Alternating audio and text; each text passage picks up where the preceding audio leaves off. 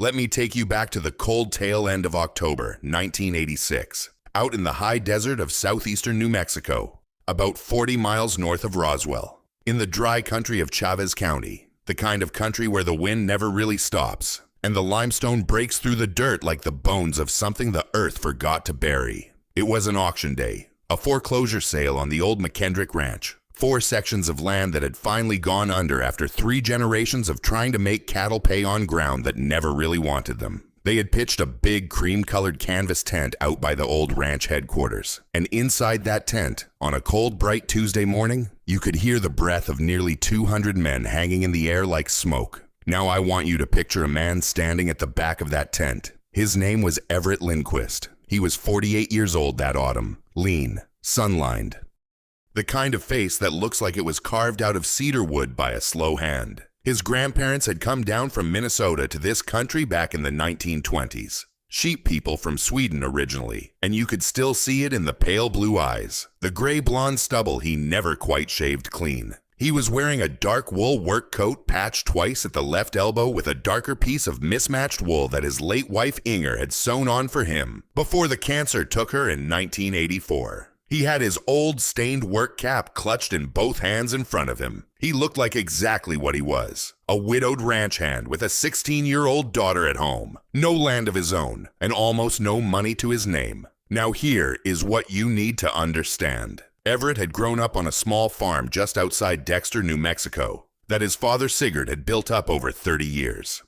In 1979, when interest rates climbed into the high teens, the bank in Roswell took that farm. Everett was 41 when he watched his father sign the papers in a small windowless room. His father died 2 years later of what the county doctor called heart failure, but what Everett, in his quiet way, always called something else. From that day on, Everett worked as a hired hand on other men's ranches. He buried his wife. He raised his girl. He carried all those years a leather ledger his grandfather Hjalmar had left him. That ledger is the thing this whole story turns on. Hjalmar Lindquist had come to New Mexico in 1923 and taken work as a young man with an old prospector and self-taught geologist named Cornelius Doss, who walked the limestone country of Chavez and Eddy counties for 40 years, looking at rocks, tasting spring water, watching how cattle moved across one piece of ground and avoided another.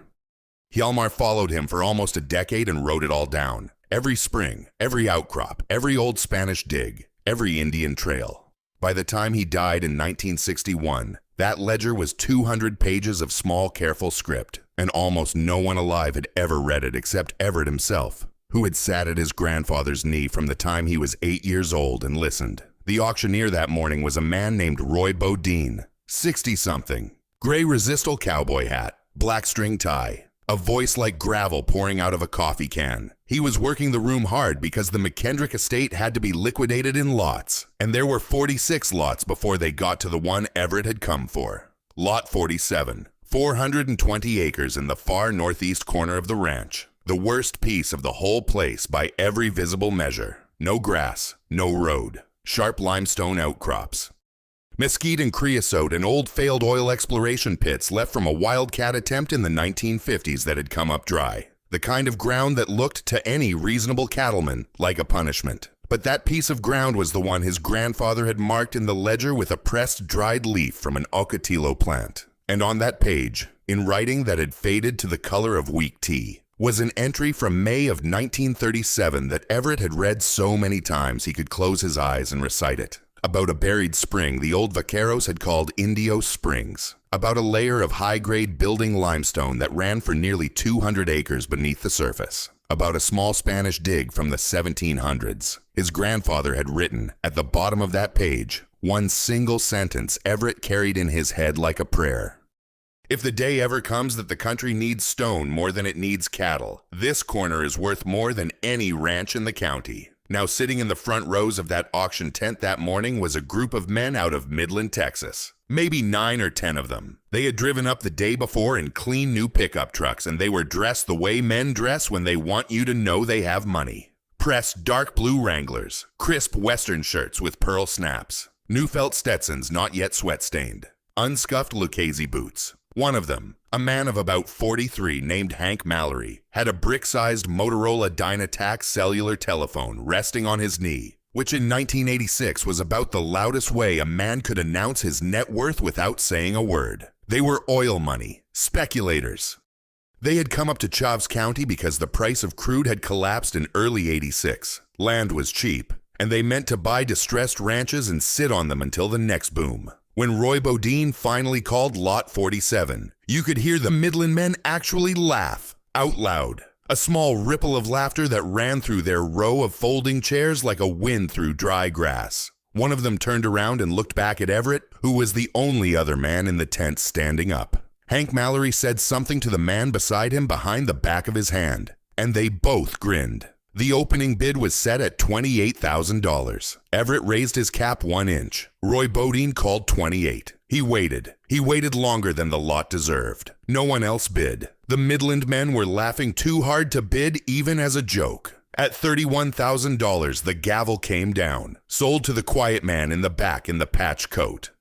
As Everett walked up to the registration table to sign the papers, Hank Mallory called out loud enough for the whole tent to hear, "Hope you brought a hammer, partner. That is all you bought yourself is rocks." The Midland men laughed again. Everett did not turn around. He signed the papers with a steady hand, paid the deposit with a cashier's check for almost every dollar he had left, folded the receipt into the inside pocket of his coat, and walked out of the tent into the cold November sun without ever looking back at the men who had laughed. When you watch something taken from your family and you spend 30 years thinking about why, you do not learn to argue. You learn to wait. You learn that there are two kinds of knowledge in this world. The kind that comes from books and banks and college, and the kind that comes from a man with a pencil and a notebook walking the same country for 40 years. The world mostly listens to the first kind. It is louder. It dresses better. But the land itself, if you ask it carefully and you have the patience to listen, only ever answers to the second. Part 2. Now here is the part that matters. The week after the auction, Everett drove the old county road north out of Dexter in his daughter's borrowed Chevy pickup, turned off onto a dirt track that barely existed, and walked the boundary of his 420 acres alone. It took him most of a day. He carried his grandfather's ledger in a canvas satchel slung across his shoulder. He stopped at every outcrop. He had not been on this ground since he was a boy of 12, when his grandfather had driven him out here in a Model A truck in the summer of 1950 and walked him through it foot by foot. The old man had pointed at things the boy had not understood at the time. A dark seam in a wall of pale rock, a particular kind of low scrubby plant that only grew where there was water close to the surface.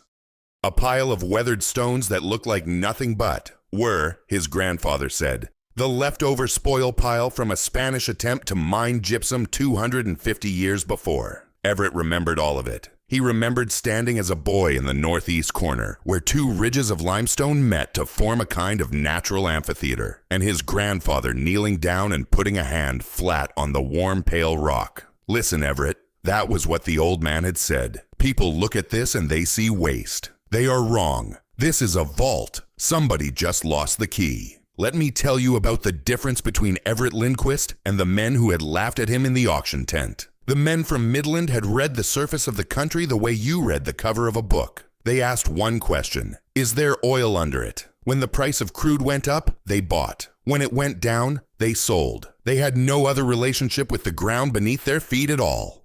Everett, on the other hand, had been taught by his grandfather to read the country the way an old doctor reads a patient. He looked at the plants. He looked at the way the rocks broke. He listened to where the wind went quiet and where it picked up again, because that told him about the contours of the ground beneath. He read 420 acres the way Hank Mallory read a balance sheet. Only Everett's balance sheet had been written by his grandfather across 38 years of patient walking. That first winter, he did almost nothing visible. He drove his daughter Annika the 18 miles into Dexter to her high school every morning. He worked 3 days a week as a hired hand for a rancher named Tom Wills out past Hagerman to bring in cash for groceries. And every other day when the weather allowed, he walked his land. He took measurements with a steel tape his grandfather had given him. He took small chips of rock from the outcrops and put them in labeled paper envelopes. He sat for hours on a flat stone in the northeast corner with the ledger open on his lap, comparing what was written down on a page from May of 1937 with the country in front of him. In April of 1987, Everett drove down to Roswell to see Mr. Caulfield at the First National Bank. He needed a loan. Not a big one. $11,000 to hire a well driller to put a single test bore in a precise spot in the northeast corner of his land. Mr. Caulfield was a heavy man in his early 60s who had been the branch manager at that bank for 19 years. He had a careful gray mustache and a habit of folding his hands together on the desk in front of him when he was about to say no. He let Everett talk. Everett laid the ledger open on the desk and tried to show him the entry. He explained in his quiet, flat way that there had once been a spring on that piece of ground, that his grandfather had recorded it in 1937, that the water table had only dropped, not gone, that at 60 to 80 feet they would find it again. Mr. Caulfield listened with the polite blank face of a man who had stopped really hearing somewhere in the second sentence. When Everett was finished, Mr. Caulfield closed the ledger with both hands, sliding it gently back across the desk. "Mr. Lindquist," he said, "I have known your family a long time. I knew your father. I was sorry about what happened in '79, but you have bought yourself a piece of gravel out there north of the McKendrick place. The geological survey for this county does not show any aquifer in that location. The state engineer's office does not have any record of a spring on that land. What you have is a notebook written by an old man who is no longer alive. I cannot take collateral on a notebook. And I cannot in good conscience approve a loan against 420 acres of rock." He said it kindly. That was the thing about it. He was not cruel. He believed with all the certainty of 19 years of branch management that he was protecting Everett from himself. The same way Mr. Boudreau had been kind, in a different state and a different decade, to a young divorced woman who wanted to put crawfish in a dry pond. Kindness, when it comes packaged with absolute certainty, is the heaviest kind of refusal a man can carry out of a bank. Everett drove home and sat at his kitchen table for a long time with his daughter Annika across from him doing her algebra homework. He looked at the only thing of any real cash value he had left in the world, which was his late wife Inger's old 1978 Oldsmobile sedan parked under the carport. It had been her car. She had picked it out. He had driven her to her chemotherapy appointments in it for 2 years. He sold it the next week to a mechanic in Artesia for $4,200, and he hired a wildcat well driller out of Carlsbad named Raoul Sandoval to put down a single 6-inch test bore in the exact spot in the northeast corner where his grandfather had marked a small X in the ledger half a century before. The neighbors took notice. Of course they did. Word travels in a country like Chavez County. By the time Raoul's drilling rig was set up out on that ridge in late May of '87, half the ranching families between Dexter and Roswell knew that the Lindquist boy, the one whose daddy lost the farm in '79, had sold his dead wife's car to drill for water on a piece of ground everybody knew was dry. The Midland men heard about it too. Hank Mallory was overheard at the Roswell Country Club saying, "That sad old Swede is going to drill a dry hole and lose what little he had left. I almost feel bad for him. Almost." That was the word he used. The educational notes in old surveys of Chavez County, going back to the 1890s, do mention small springs in the northeast ridges that ranchers used to water sheep on the way to the Pecos River. Most of these springs dropped below the surface during the long drought of the 1950s and were never re-recorded by the state engineer. By the time the official aquifer maps were drawn in the 1970s, most of the people who remembered where the old springs had been were dead, and the country was officially classified as having no shallow groundwater. The maps were not lying. They were simply working from the available memory of an institution, and institutions have a shorter memory than families do. Part 3. Let me tell you about the summer of 1987. It was the hottest summer in southeastern New Mexico in 12 years. The temperature in Dexter hit 108 degrees on the 7th of July. The cicadas were loud enough at night to make sleep difficult. Raoul Sandoval and his 2-man crew brought the rotary drill rig out to Everett's land on the 22nd of May, and they spudded in on the 24th. Everett stood there in the white dust with his cap in his hands and watched the bit turn. By the end of the first day, they were at 42 feet, dry. By the end of the second day, 68 feet, still dry. On the third day, Raoul shut the rig down at noon and walked over to where Everett was sitting on a flat limestone slab and said, in his soft accented English, "Senor Lindquist, we are at 91 feet. There is nothing here. I think you have to make a decision. Now here is what I want you to feel for a minute." Everett had $470 left in his checking account. He had a daughter at home who was going to need shoes for school in 2 months. He had a ledger on his knee, written by a man who had been dead since 1961. And he had a well drilling crew waiting for him to say whether to keep going or give up. The Midland men were laughing 40 miles away in Roswell. The bank had already told him what they thought. There was nothing in the world to stop him from saying, "Pack it up, Raoul." I was wrong, and almost no one in his life would have blamed him. He opened the ledger to the page with the dried ocotillo leaf. He read the entry one more time. He looked at the small X his grandfather had drawn in the margin. He looked at where the drill rig was standing. They were close to the X, but they were not exactly on it. They were maybe 12 feet to the east, because there was a big limestone outcrop in the exact spot his grandfather had marked, and Raoul had not wanted to fight it. Everett stood up. He walked over to the rig. He pointed at the limestone outcrop. "Move it," he said. "Move it 12 feet that way. Drill through the rock. That is where my grandfather said it was."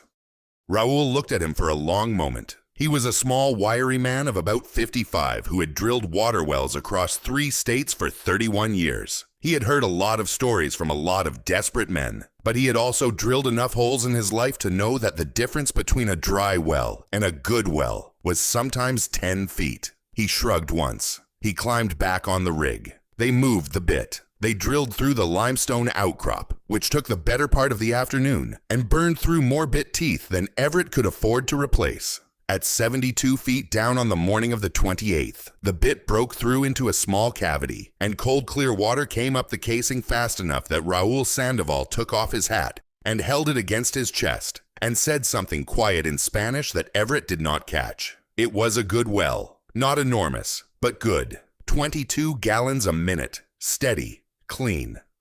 The old buried spring, the one the vaqueros had called Indio Springs in 1890-something, and that Cornelius Doss and Hjalmar Lindquist had recorded in May of 1937, was right where the ledger said it would be. It had only ever been waiting for somebody who knew how to look. But here's the part where I have to slow down, because a well, on its own, is not a fortune. A well lets you keep maybe 20 goats alive on 420 acres of marginal country. A well does not get you out of debt. A well does not get your daughter to college. Everett knew that. The well was the first thing his grandfather had written down on that page. But it was not the main thing. The main thing was the limestone itself. That summer and fall, while the country was still laughing about the dry old Swede who had got lucky on a water well, Everett began something quieter. He began to break stone.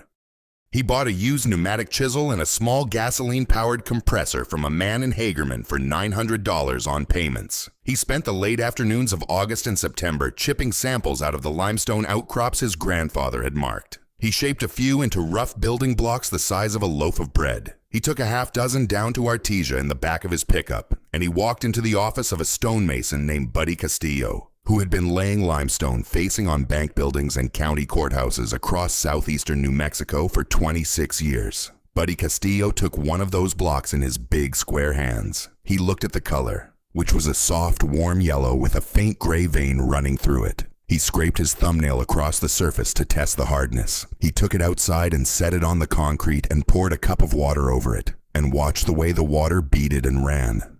He came back inside with the block under one arm and he said, "Mr. Lindquist, I have been laying stone in this part of the country my whole working life, and this is as good a building limestone as I have ever cut." "Where did you say it came from?" Everett told him. Buddy Castillo started buying everything Everett could quarry out of that northeast corner with the pneumatic chisel and a borrowed flatbed trailer. 8 blocks a week at first, then 12, then 20. The pay was modest, but the costs were almost zero. Everett had no employees. He worked it himself, alone, the way his grandfather and his father had taught him to work. By the end of 1988, he had paid back the compressor, paid for Annika's school clothes for 2 years running, paid the property taxes on the 420 acres in full, and bought himself a small herd of 14 Angora goats, whose mohair he was selling to a wool buyer in Las Cruces. The Midland men did not know any of this yet.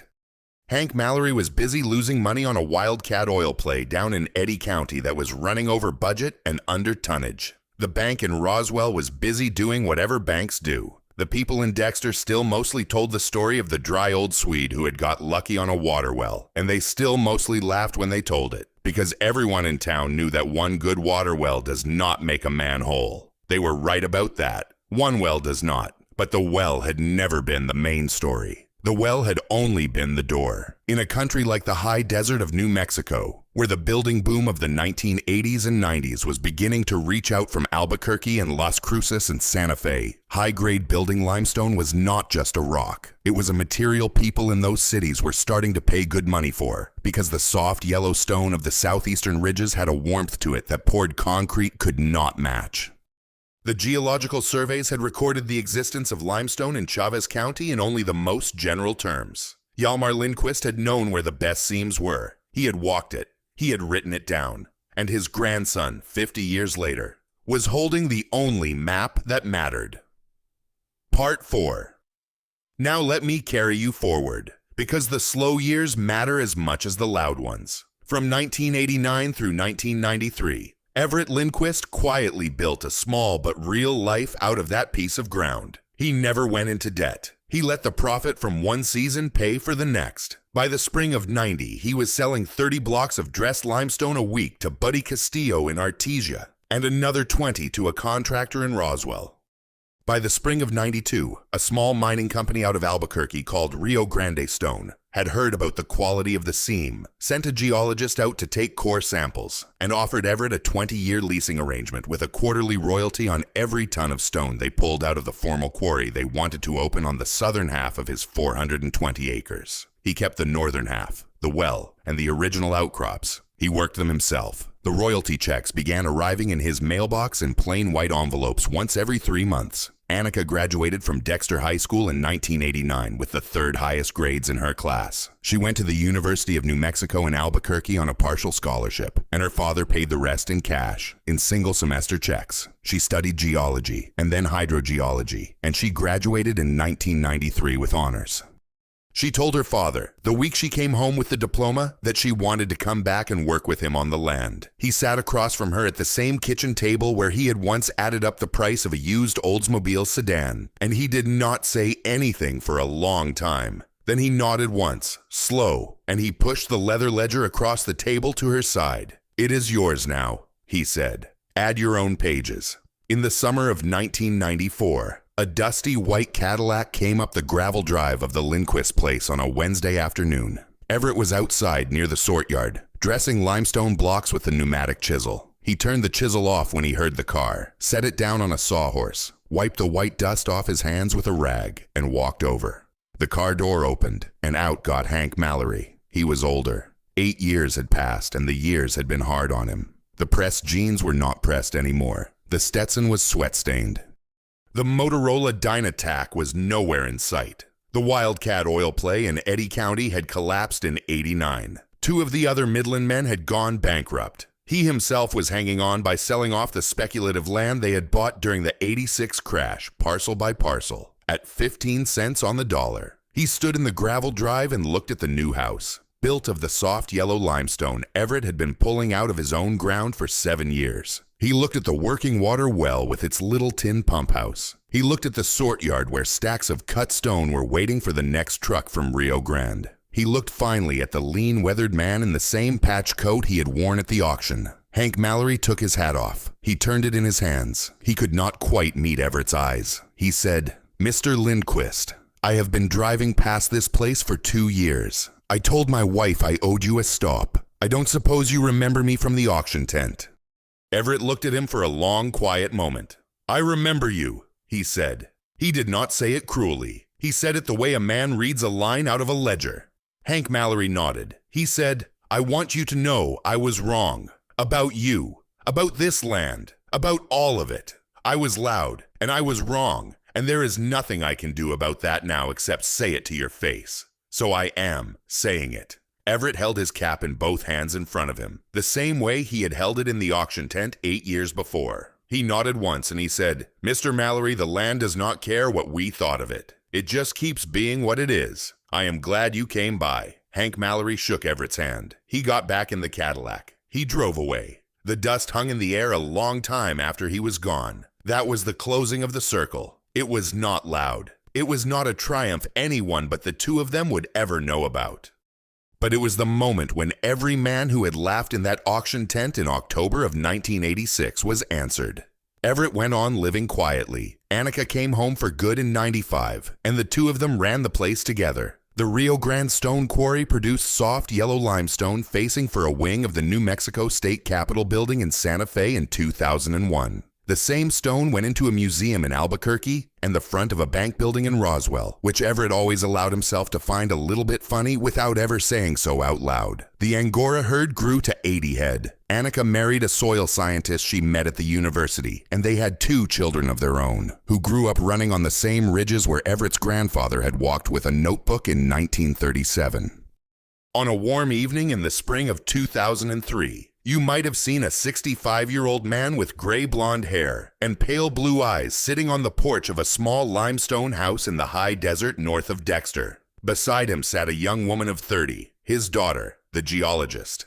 Between them, on a small wooden table, rested a leather ledger so worn the corners had gone soft as cloth. The old man's finger was tracing the spidery faded script on a page near the middle of the book. A dried ocotillo leaf, pressed and brittle, marked the place. He was not just telling his daughter a story. He was handing her the book. The men in the auction tent in October of 1986 had looked at a quiet widowed ranch hand in a patched coat, and they had seen what they thought was a fool buying rocks. They had seen the end of a story, but the land, the patient knowing limestone country of southeastern New Mexico, had seen something different. It had seen a man who had been carrying a key in his coat pocket for 30 years, finally walking up to the door it fit. It had seen the small dry X on a yellowed page, drawn by a grandfather in 1937, finally meeting the ground it was drawn for. It had seen, written in the careful pencil of a man long gone, the beginning of a harvest that would never truly end. The ledger sits on the porch of that limestone house to this day. Annika's children read from it now. The dried ocotillo leaf is still there on the page about Indio Springs. It still holds its place. The educational notes here are simple. Building limestone from the southeastern New Mexico ridges is a sedimentary stone laid down about 250 million years ago, during the Permian period, when the region sat under a shallow inland sea. The same geological history that produced the Permian Basin's oil deposits also produced the limestone seams in the surface ridges. The Midland men in the auction tent were not wrong that there was wealth in Chavez County. They were only wrong about which direction to look. They looked down toward the oil. The Lindquists looked at the rock itself, sitting in plain daylight the whole time.